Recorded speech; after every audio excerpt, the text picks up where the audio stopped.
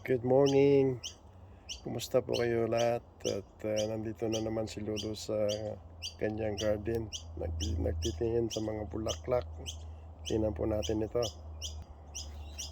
Yun po yung aking orchids na namumulaklak na.